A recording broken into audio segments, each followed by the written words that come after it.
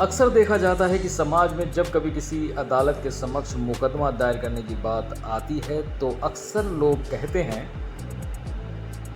कि तारीख पे तारीख मिलेगी मगर इंसाफ मिलना बहुत मुश्किल हो जाता है। ये तारीख पे तारीख इतना फेमस हो चुका है कि आज समाज में जब कभी मुकदमे का जिक्र आता है तो हर इंसान इसका मजाक बनाता है और तारीख पे तारीख डायलॉग बोलकर कहीं ना कहीं न्यायपालिका के सिस्टम को एक तरीके से सवालिया निशान के घेरे में लाकर खड़ा कर देता है और इस बात को काफ़ी भरोसे के साथ, विश्वास के साथ ये मजाक बनाया जाता है कि मुकदमा दायर करने का मतलब ये है कि सालें बीत जाएंगे। अक्सर लोग कहते हैं कि जवानी में मुकदमा दायर करने का मतलब ये है कि अब फैसला जो है वो बुढ़ापे तक में आ पाएगा। तो आइए आज हम बात करेंगे इलाहाबाद हाईकोर्ट के द्वारा एक जनहित याचिका की सुनवाई के दौरान इस गंभीर मुद्दे पर सवाल खड़ा करना। मुकदमा दायर करने वाला जो वादी होता है, क्या इस देरी का जिम्मेदार कहीं ना कहीं वो वादी नहीं होता? इलाहाबाद हाईकोर्ट के जस्टिस जे मुनीर की एकल पीठ ने कहा कि अदालतों में देरी के लिए सिर्फ व्यवस्था नहीं बल्कि खुद वादी भी जिम्मेदार होते हैं।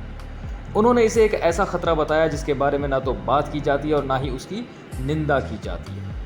कोर्ट ने साफ शब्दों में कहा कि यह आश्चर्य की बात है कि देश के लोग जो अदालतों में देरी को लेकर लगातार शिकायत करते हैं, वही लोग जब खुद वादी बनकर आते हैं तो जानबूझकर स्थगन यानी कि अगली तारीख की मांग करते हैं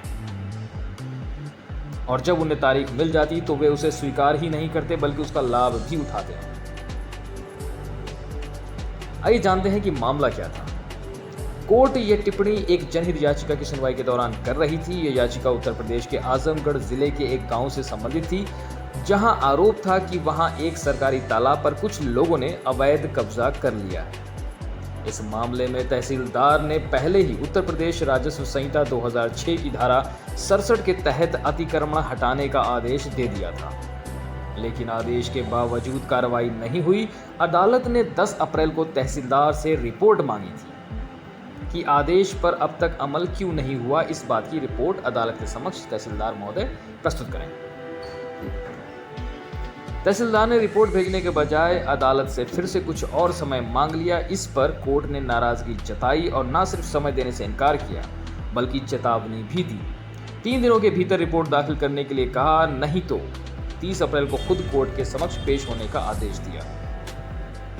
अक्सर ये स्थगन आदेश को एक हथियार के रूप में इस्तेमाल किया जाता है और सिर्फ यही जनहित याचिका के दौरान इलाहाबाद हाईकोर्ट ने ऐसी टिप्पणी नहीं की। इससे पहले भी इस साल की शुरुआत में भी यही पीठ एक वादी से नाराज हो चुकी है।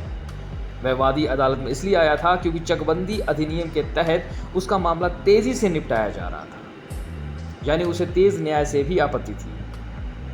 तो दोस्तों, है ना ये कमाल की बात। एक तरफ तो हम आरोप लगाते हैं कि न्यायपालिका न्याय बहुत ही देरी से प्रदान करती है और देरी से दिया हुआ न्याय वो न्याय नहीं होता, और दूसरी तरफ हम स्वयं जब वादी बनकर अदालत के समक्ष प्रस्तुत होते हैं तो स्वयं तारीख पे तारीख खुद हथियार के रूप में इस्तेमाल करते हैं। किसी न किसी का बहाना बनाकर हम नेक्स्ट तारीख करते रहते हैं।